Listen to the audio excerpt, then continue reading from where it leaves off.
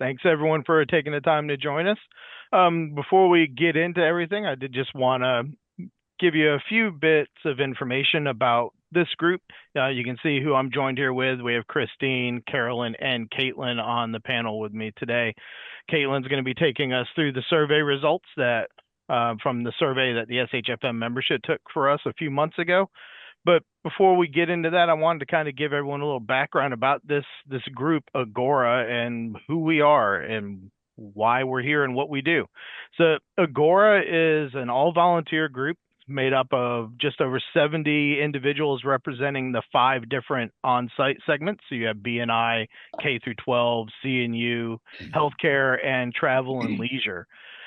We all came together for about 3 years ago now, back in January of 2023. One person, an actual SHFM alum as well, kind of made a comment to an individual at a conference, the sustainability thing. Everyone's excited about it. Everyone wants to do something about it. No one's really speaking the same language. Everyone's kind of got their own little angle. What do we do? And so from there, we said, well, first thing you need to do is form a team and call a meeting. So we did. And that first meeting was comprised entirely, oddly enough, of all SHFM members. We had folks from Guidewell, JP Morgan Chase, World Bank, LinkedIn, Ford, et cetera. Everyone who was passionate about sustainability and really committed to making a difference.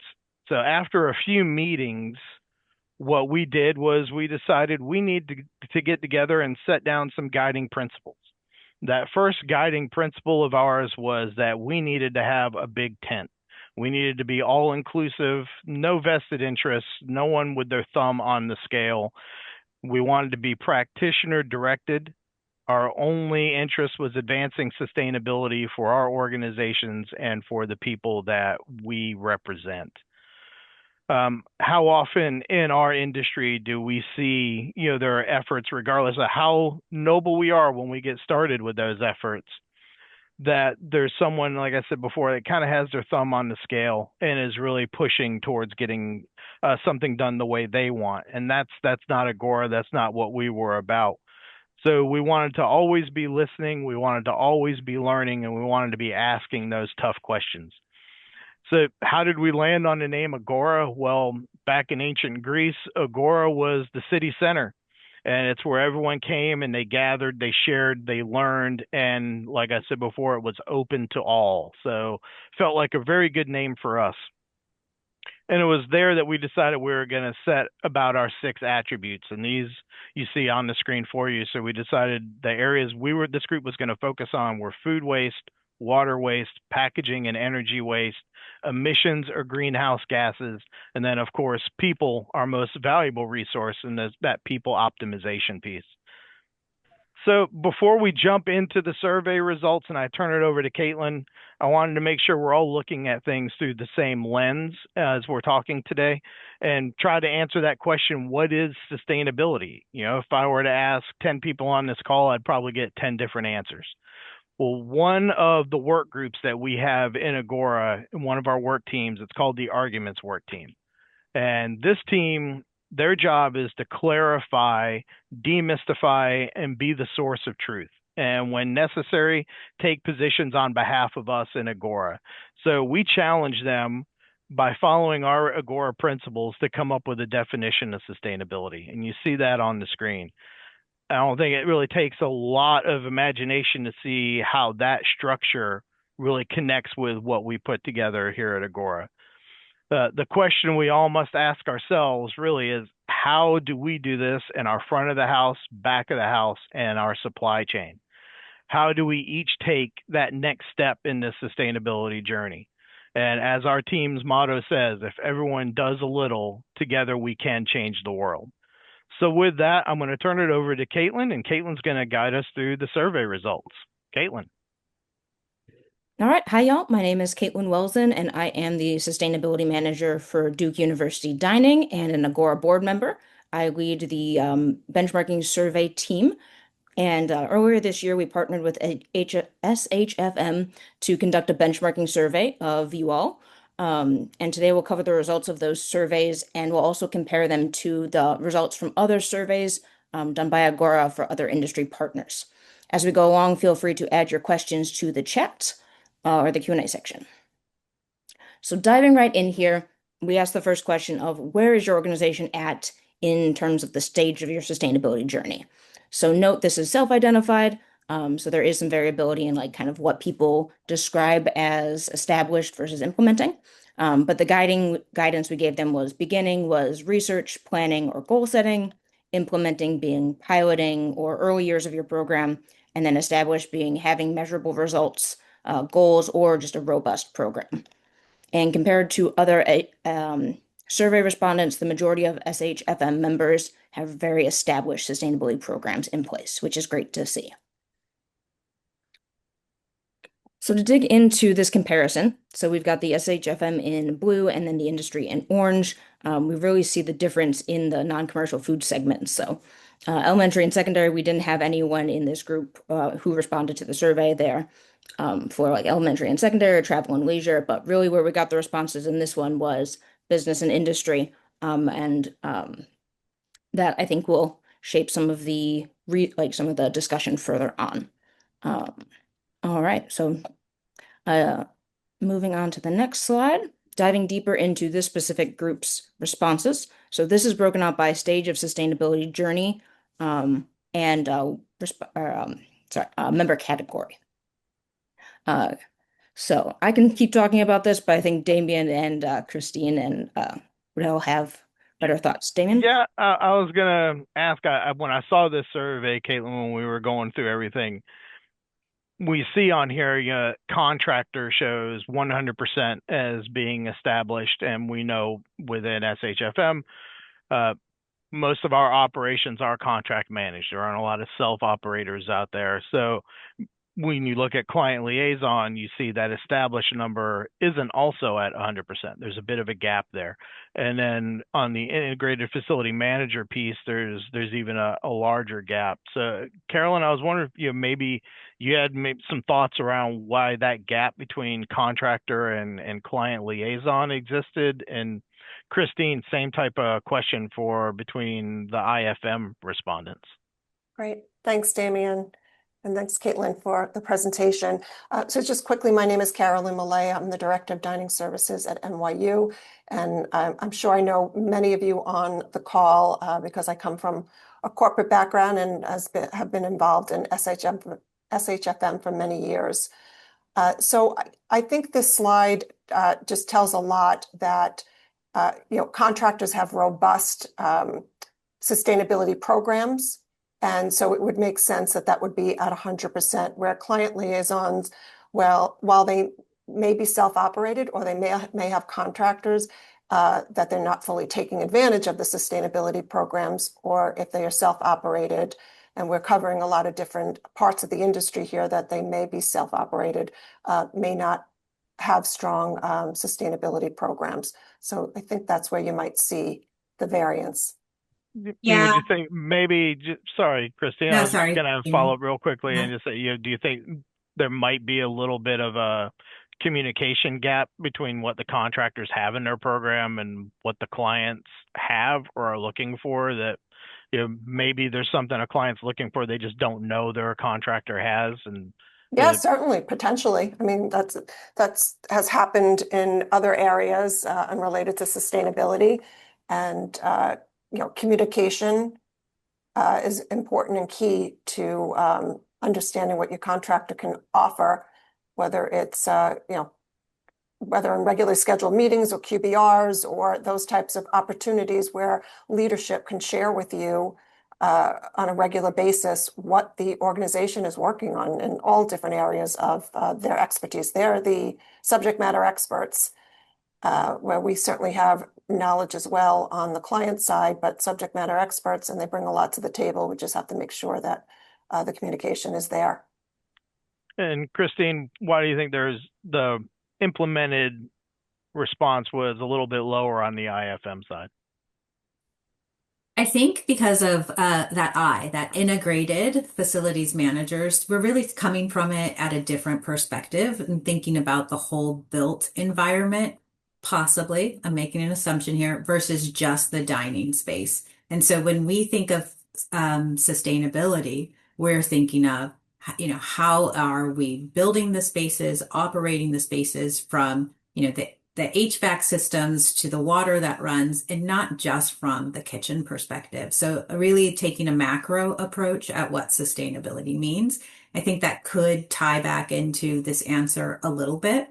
If we tick down to our kitchen and dining environments, again, from an FM perspective, we're going to start thinking about the equipment that runs the spaces more so than the product and the process to prep the food and get it out on plates.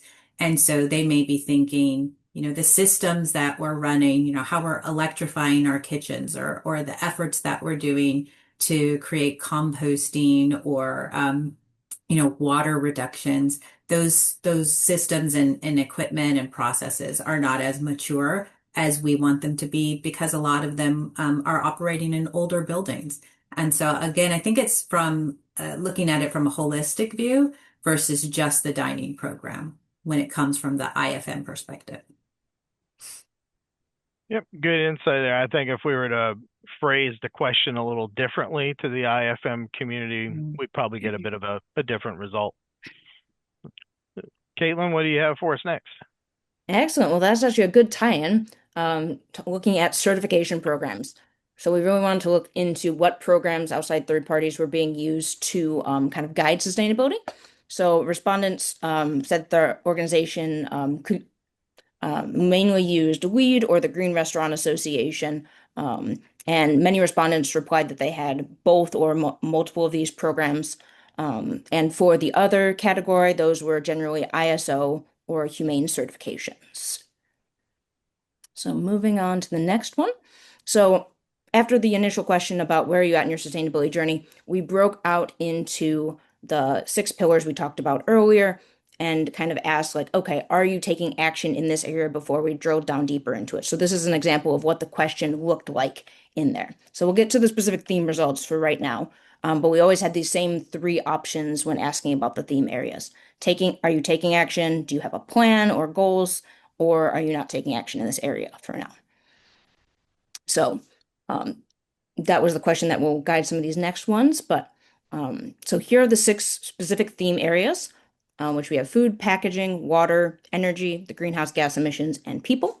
And we grouped together the beginning and implementing groups because so many of the respondents were in the established category that it made more sense to, like, just kind of math-wise for it to be more comparable to put those 2 together. And we see that there are some pretty significant differences between those that classified themselves as established versus beginning and implementing on where they were taking action. So except for packaging and water, most of the themes show that there is that significant difference between who is doing what. And I think folks will have some commentary on this slide. Who wants to add something? Well, I think it's interesting, kind of, Kristen, from what you said earlier, is about water and how beginning and implementing versus established, and different IMF perspective on that versus what we're seeing here, that less are established and more implemented. So I think it's interesting about water. And you would think water is such a resource, but I don't think it gets the attention in our sustainability journeys that it should. Yeah, I think it also depends on your sphere of influence. When you look at what can you change, what decision-making rights do you have within the space, it kind of look at food and packaging as something we have direct influence of. We can make those changes pretty immediately within our spaces. But when it goes out to water, energy, people, GHG emissions, that's going to take some larger scale investment and different levels of decisioning that have to happen. So I think where we have the authority, you can see that there's a lot of effort being made. And then when you kind of looking at it as a target, the wider that circle goes and you have to go external, the complexity and the cost probably reduces the ability to make those efforts happen. I would say one of the things that stood out to me on this one with water is I think some of the responses are probably geographically driven as well. If you were Hmm. to really slice this down to West Coast and Southeast, where there's been more of a drought issue lately, you might see more in the established category than all the respondents overall. But again, I think there's many different ways you can look at the data, but when we look at it all together, that probably drives that overall established number down a little bit from where it would be for me and my operation being located in the south. All right, thanks, y'all. Moving on to the next section. So this is taking a slightly different view of the same question of are you taking action? And this time it's broken out by the 6 themes, but then by member category. So seeing if there's a difference between kind of what your role is and like what you kind of are working on or see or know about your organization. So um, nothing too interesting here. If anyone wants to jump into comments, feel free, but we see kind of what we expect. Water is less kind of across the board. People are taking action and fairly consistent among the other categories of what people are doing in terms of taking action. But again, I'm sorry, just going back again, the water is the integrated, the IFM is the higher percent, which kind of goes back to IFM being more focused on items like that. Absolutely. I find it interesting. All right. So then one thing we wanted to look at as well was the scale to see if kind of following the logical reasoning of bigger organizations have more resources to devote to sustainability. We didn't see as much as expected between where folks are working and their resources. There's a little bit of variation, especially with that light blue, because those are the folks who weren't sure what their annual kind of budget was, but packaging fairly consistent, except for oddly enough, the unsure category. But just kind of an interesting one for perspective on seeing the difference there. All right. So now that we've looked at the kind of this group's theme area and results, we wanted to compare that to the broader industry.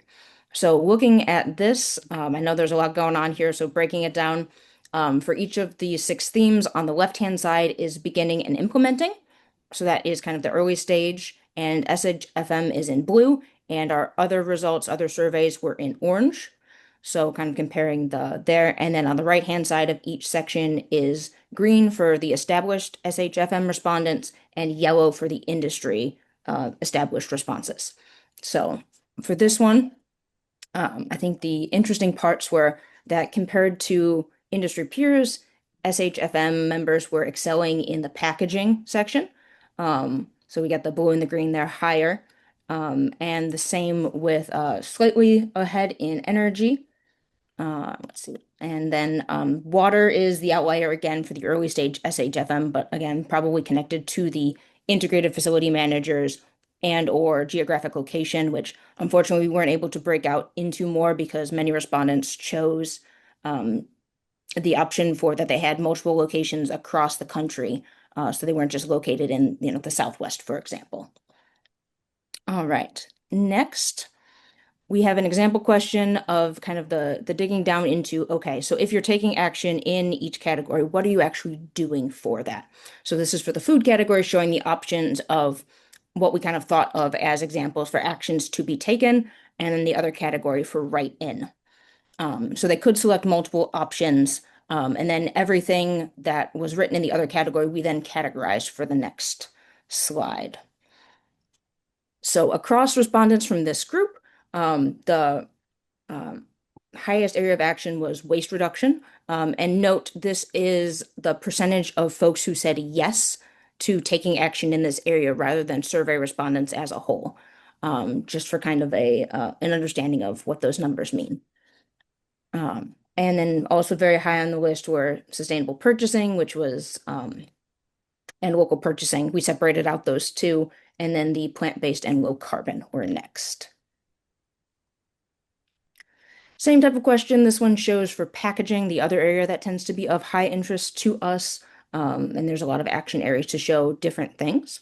So this is where we've got a poll coming out. One of the questions that we've had some discussion on is whether or not the top option, charging for to-go items, is the right phrasing, because there are other options for whether or not you offer like discounts for reusables or dine-in or those kind of things. So if you're willing to answer the poll on your thoughts on that, that would be appreciated.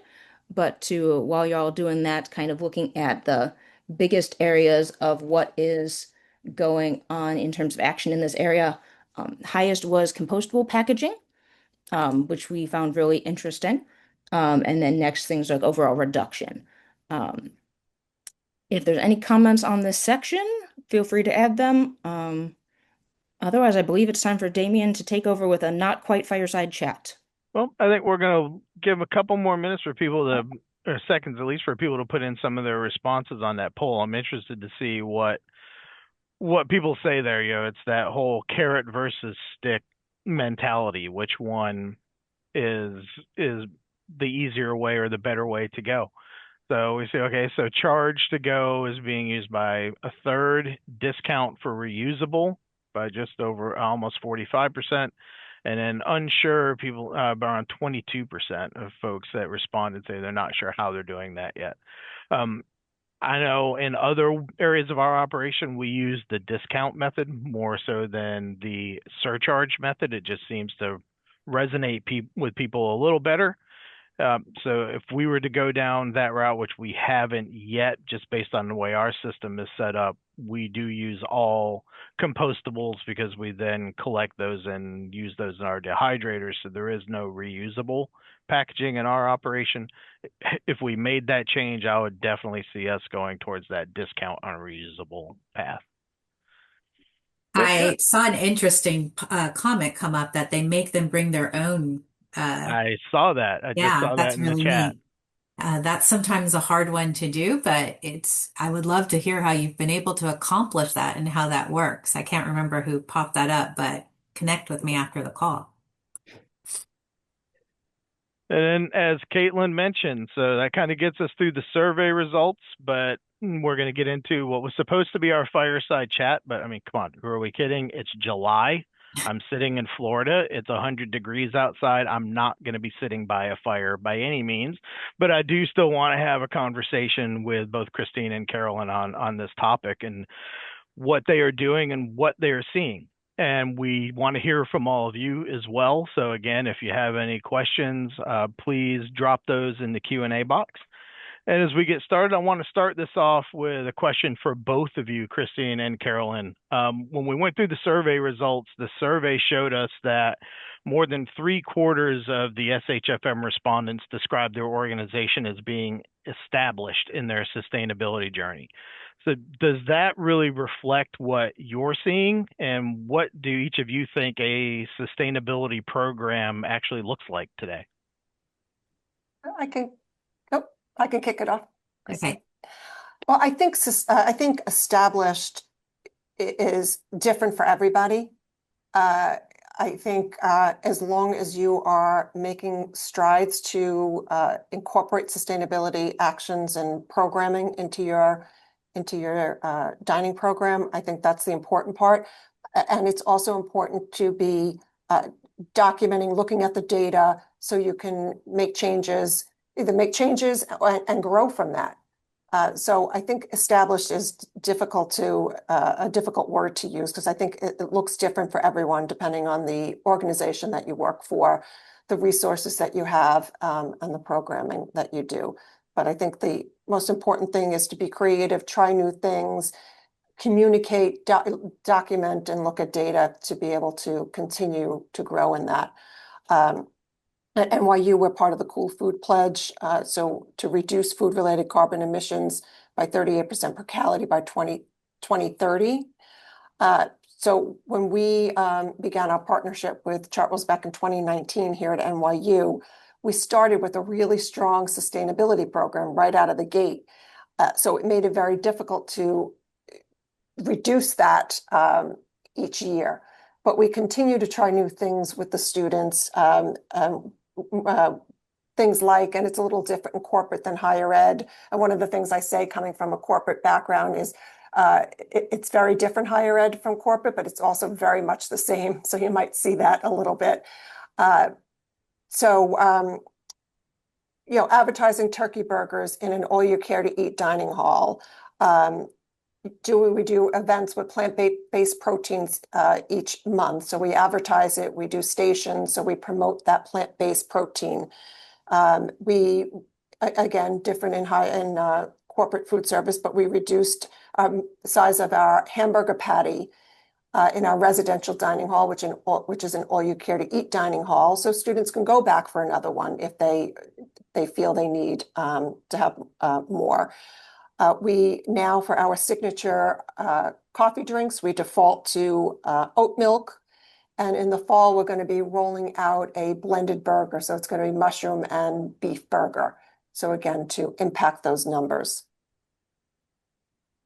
Yeah, And Christine? I think what Carolyn said about everybody's on their own journey is very on point. I mean, you have to measure against yourself and see where you are at one point and where you want to be.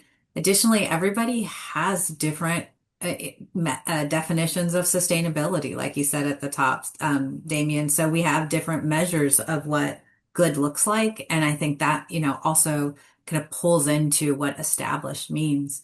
For me, and again, coming from an IFM, it is looking at how do we connect the dots between what the company is trying to achieve across the entirety of the built space. So, how are we showing up, the goals that the company has, how does that show up on the plate?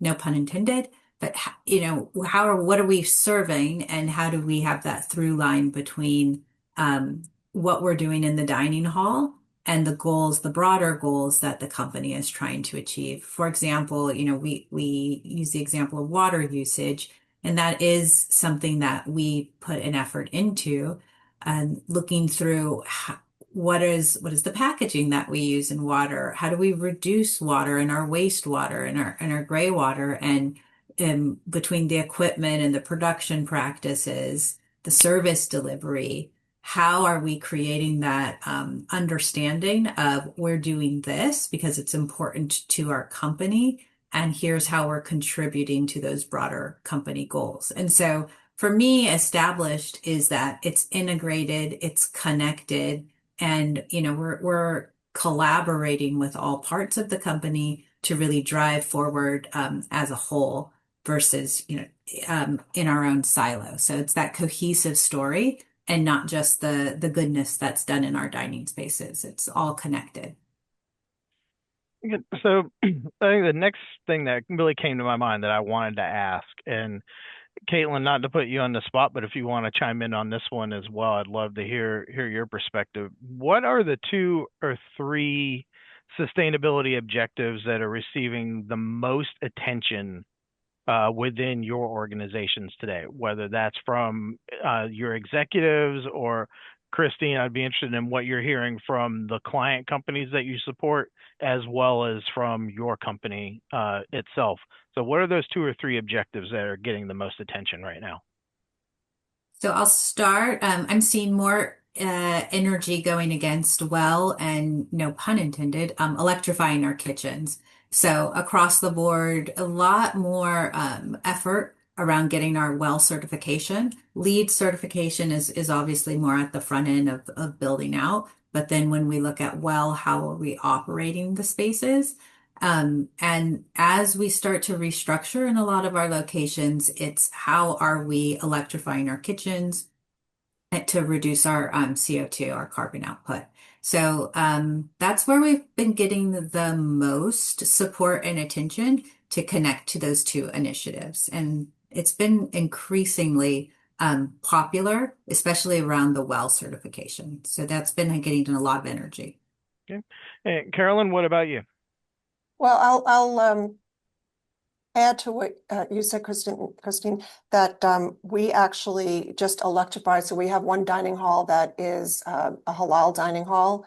And over the last couple of summers, which is the only time we get to do any work on our dining halls that happen to be closed, we electrified that kitchen fully.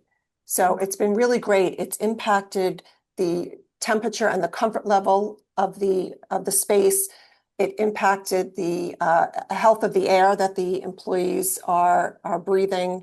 And of course, it eliminated the use of gas in the space. So it's been really very successful all around.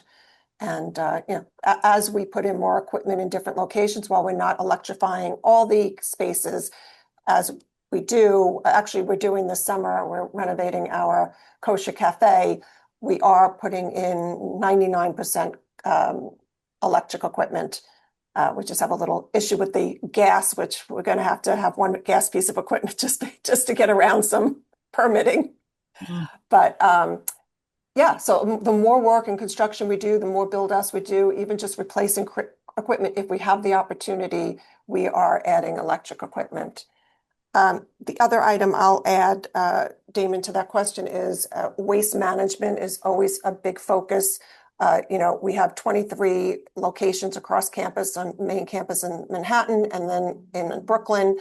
So there's a lot of waste. And while we have great programs in place for the back of the house and using waste not and composting, the behavior is still difficult when it comes to students throwing out their own trash within the dining space and the retail locations, and really educating the students on the proper way to do it. So the waste is not contaminated when it gets picked up from the hauler.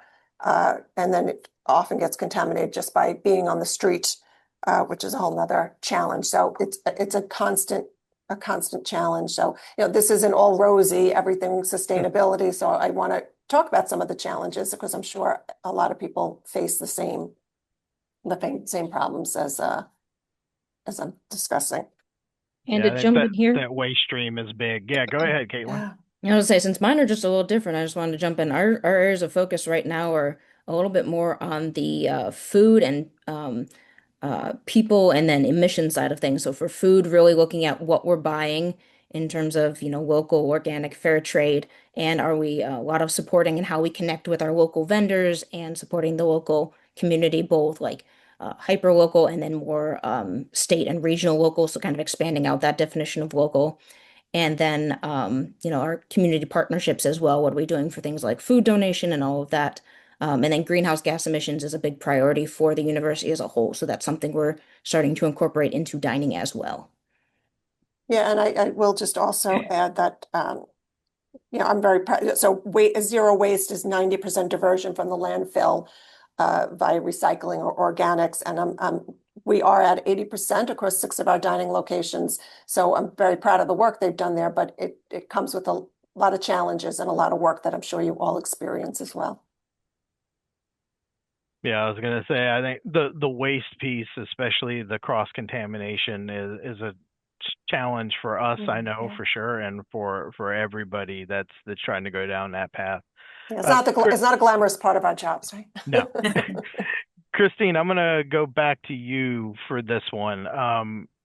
So sustainability has evolved recently over the past few years, and it's evolved from being a facilities initiative to really being more of a business strategy. So in your role in working with an IFM, how are you connecting sustainability efforts to things like employee well-being, workplace experience, organizational performance? Yeah. And really from a JLL perspective, sustainability, it's not just the right thing to do. It makes things work better. It makes everything else work better. So when we look at what we've been able to deliver when we put a sustainability lens on our projects, we see huge improvements for our people, our brand positioning, not just, the JLL brand, but the companies that we're supporting, and cost benefits. So we see real results that we're able to drive for our clients around these sustainability initiatives, start to finish, right? So looking at the whole built environment, not just from one service lens, but in a recent study, we found that for every dollar invested in sustainability programming, we, JLL, delivered $2.75 back. So that's a huge return, and it's never a bad thing. And then when we think about how does it make everything else work better, I look at it from a workplace experience a perspective on how it makes people feel better in the spaces. And we hear time and time again, we get the surveying results that people are just overall, they have more confidence in the company that they're working for. They feel more care and connection and really ultimately trust when we outfit the environment with better air quality, natural lights, thoughtful design, thoughtful experiences. So paying attention to how we're driving sustainable aspects through the spaces really creates that incentive to be better connected to the company. And of course, retention and recruitment is something that we're always going to be concerned with. How do we continue to drive that?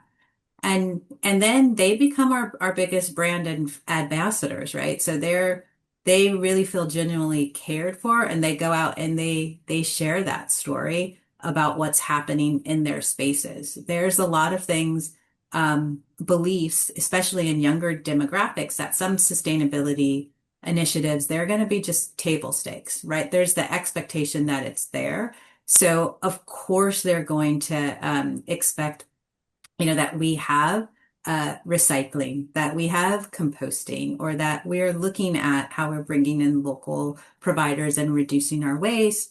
But when you're bringing all of the elements together and they see that it's because we want to do the right thing for the right reasons, they really start to, share out that, this is a great workplace, it's a great experience, and it really aligns with their values.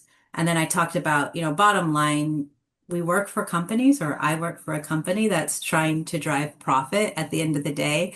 And so like I shared, the investment does net out. And so that continues to be proof points that these aren't just good things to do, but they do drive business values as well. Yeah, I think we've said it a lot in our world that today's college students become our employees, a couple years from now. So what they've been experiencing, they now anticipate and expect from us. I think if you go even another layer back into the K-12 segment and you look at today's fifth grader, they're all about it. Sustainability is a non-negotiable for them, and that's coming our way, and it's coming our way fast. So it's good to see that we got some good established ideas, but definitely some areas for us to work on too. Speaking of some of those barriers, Carolyn, a question for you.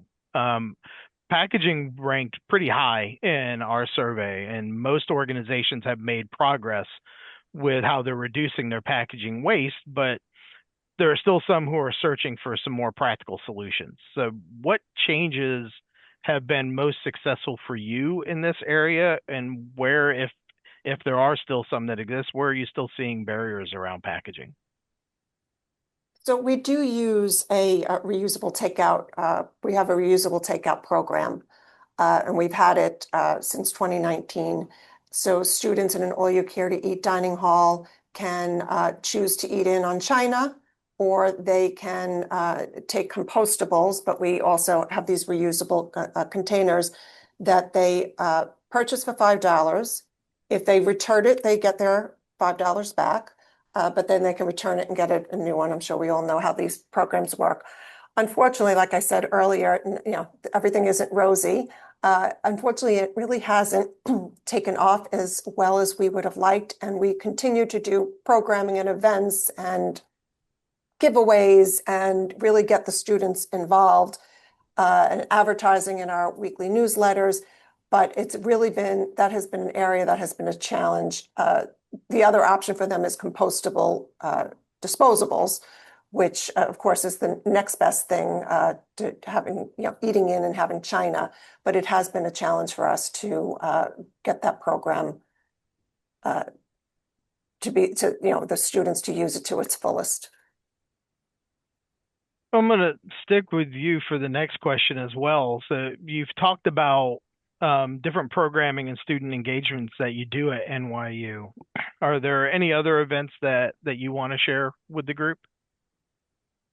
Yeah, so we do a lot. I think like Caitlin said earlier, a lot of different events like food donation drives with students. We do farmers markets. We actually do it on main campus each month, and then in Brooklyn, and they actually have a competition because the numbers in Brooklyn are now beating out main campus, and the students love it. For a meal swipe, they can fill an NYU Eats tote bag, and they can, take all the fresh produce, and we've added bakery items and other types of items.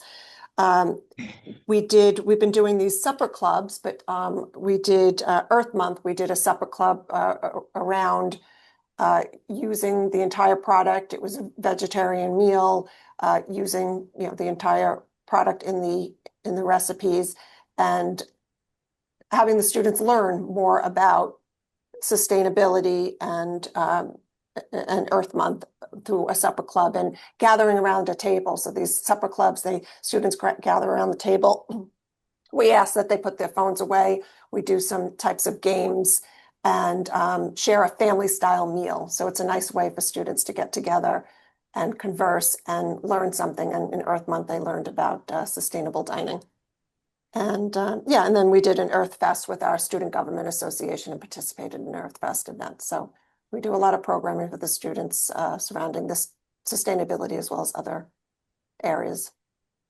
Okay, well, I have one question that I have left for all three of you, but I've got a couple questions that have come in through the Q&A box, and I wanted to go ahead and get to those as well. So we've had a couple of people ask about the total number of participants that we had in the survey, and also where was the data for the industry comparison pulled. I can tell you the industry comparison data is from other organizations where we have sent out the AGORA survey. Some of those would be in the college and university segment, healthcare segment. We sent it to the members of the Florida Chamber of Commerce and their group on sustainability, safety, and health. We also did share this with one of the food service distribution companies, and they sent it out to some of their customers and to their suppliers as well. The one about how many total participants, it's a little harder to answer, because if we were to give you the number, you'd be like, wow, that's a little low. But as Caitlin mentioned, so many of the respondents did answer that they serve multiple locations. So when we look at the number of total locations, it paints a completely different picture. But Caitlin, do you happen to recall how many respondents we had on this one? I don't, and I don't want to be wrong. I would say it's definitely more in like measuring in terms of dozens rather than hundreds for sure. Right. But I'm not quite sure offhand, so I don't want to misspeak. Okay. And those dozens, like, when you think about if, someone like, just using myself for example, I only answered, if I were to answer the survey, I would answer it once, but I have 5 different locations that I'm representing. So Yep, that one exactly. becomes 5. So those multiples come up pretty quick. And also that's why we didn't break things out geographically, is because Yeah. most respondents said multiple locations. And one more that I'm going to get to right now. Someone asked, heard about the sustainability forums that Agora runs. What role does this play? The forums are the learning opportunity that we have with Agora. We bring together a group of operators, so client liaisons, self-operators, again, from those 5 segments, and then a number of suppliers as well. It's a one-day kind of think tank session. The first half of the day is spent going through what obstacles are we experiencing, and when it comes to sustainability, we take those learnings, identify what the key, top 3 or 4 are, and then the second half of the day is ideating on how do we solve for those obstacles. We've done, trying to think of how many of those now. I want to say at least half a dozen. The most recent was just in Houston, and I know we have a couple more coming up. We have one coming up in New York in September, and then one in Orlando in October.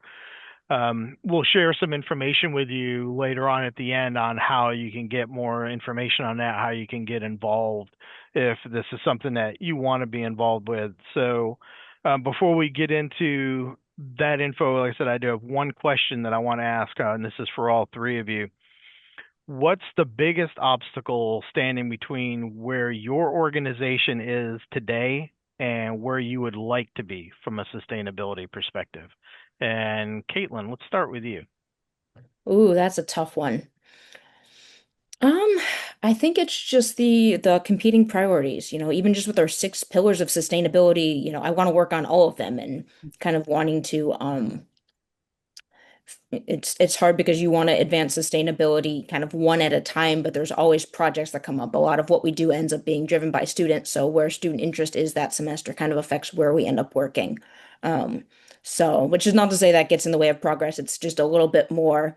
There isn't a set plan that I'm following as much as kind of adjusting and adapting at all times, but that's food service. So it's just we just keep marching on and doing what we can with, as things change. Carolyn, what about you? Well, as I said earlier, well, so our kitchens are older, our locations are older, the facilities are older, the equipment. So that really makes it challenging. And it makes it to have the time to do. So as I said earlier, we have about 23 locations across campus between all you care to eat, retail, coffee shops, and C-stores. The only time we have to do any kind of construction is in the summer, and summer is short, as we all know. Uh, and you can only do so many projects in one summer. So that makes it challenging to have the older equipment, short periods of time to be able to do work. And we have some dining halls that actually remain open in the summer. So for those locations makes it challenging. Um, yeah, so I think just the age of the equipment, the facilities, and the operations. Okay, and finally, Christine. Yeah, I will agree with you both, ladies. It's time and money for me. There you From a go. company perspective, there's never enough time, there's never enough money. I mean, I too would want to go after all the initiatives, but we do compete for funding. So it's a constant sharing of what the value is, what's the priority of the day or, the year, and making sure that we could win the stakeholder over to make sure that we get the investment. From a more kind of tactical perspective, I would say product availability. So being able to actually go to our suppliers and get products that represent what we're trying to achieve, be it, the packaging or the local products. So that's a big one too. That's kind of challenging for us within the dining space to really deliver against some of the more micro goals that we have. And Okay. I guess I'm going to turn the tables and ask a question of you, Damien. You've been putting us on the hot seat for so long. For years, we've talked about sustainability as protecting the planet. Today, we're also talking about protecting people through nutrition, and we talked about workplace well-being and human performance. How do you see sustainability evolving from an environmental initiative into a broader strategy that improves both human and organizational health? Well, I think if I didn't answer this question, I'd probably be kicked out of my role since I work for a health insurance company. So, to be perfectly honest, I think we're really at a turning point.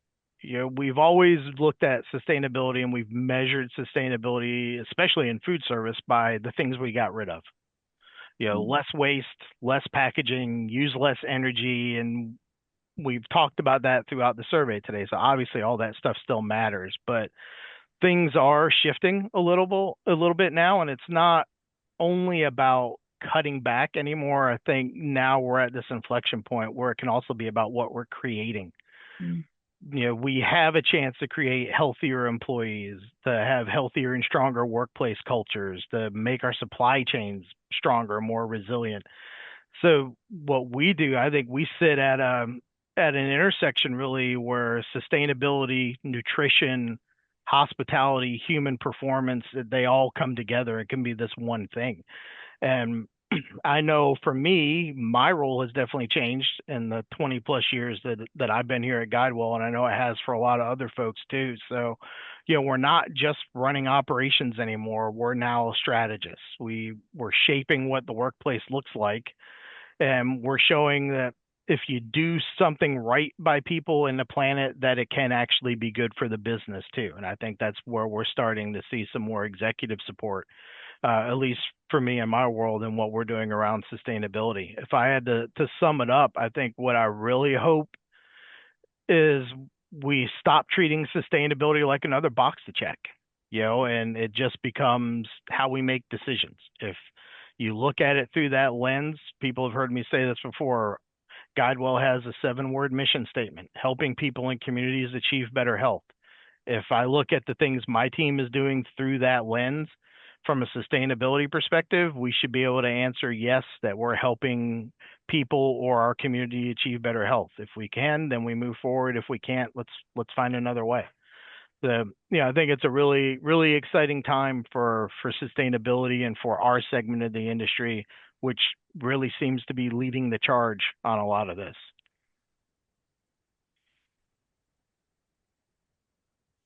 All right. So thank you. There was one other question, and it fits perfectly into our transition. So the last question we had from the audience was, how do I learn more? How can I get involved? Well, for everyone who wants to get involved, there's a couple different ways you can find us. The first and foremost would be follow and like AGORA on LinkedIn. You'll see that QR code coming up on the next slide. But before you look at the QR codes, one of the things we talked about in our answers in our little chat here was accessibility to products. And we know that there are people out there, there are suppliers out there that have answers to our problems and to our questions. We just don't always know how to find them. So back in April at AGORA, we took the initiative to try to do something about that, and we launched a service to break through all that clutter. And you see a representation of that here on your screen. It's the AGORA Sustainability Portal. And this portal is built around our 6 attributes.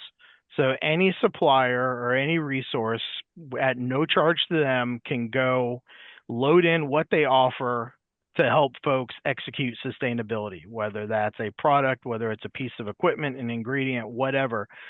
It also captures what they do as a company to execute sustainably. Since these are the companies that we choose to do business with, they in turn then impact our sustainability efforts and our success. And as an operator, you can go to this site if you're trying to find something, and you can search by one of those 6 attributes. You can search for things around food waste reduction, around packaging reduction, energy, etc., and get a list of suppliers back to you that may be able to help answer your question. So any of the suppliers who are on today's call, if you're interested, please go out there and load your information. If you're an operator and you want to see what's out there now, you can go take a look. If you have suppliers that you would like to see listed in there, by all means, give them a nudge and let them know about this as well. Caitlin, if you don't mind moving to that last piece, one more slide on, because I got ahead of myself. So you'll see the QR code on the left, the AGORA portal. If you scan that, that will take you to that portal site that we were just referencing. And as I said, to get involved, email me. I think everyone in SHFM can find me in the membership directory. I'll be happy to put you in touch with the folks who can get you more information. And then scan that other QR code, like and follow us on LinkedIn. We're putting information out there as regularly as we can to try to further our message and to help talk about all the great things that people are doing in the industry and the challenges that we're facing as well, and hopefully being able to drive some change on those challenges. Unless there's any closing comments from my colleagues on the call, I think that wraps it up for us today. And we want to thank everyone for taking some time to review those survey results with us, to hear what's working and where we're still experiencing some of those challenges. And we look forward to working on those challenges together. So always reach out and join us and become part of the fight. And with that, Tony, I'll turn it back over to you. All righty then. Well, big thank you to Damien, Christine, Carolyn, and Caitlin. This is really a great presentation. Really appreciate you being here today. I'd like to thank everyone for attending, and I hope that we will see you at an SHFM event very, very soon. Thank you all. Bye, everybody. Thanks all. Bye-bye. Thanks. Bye.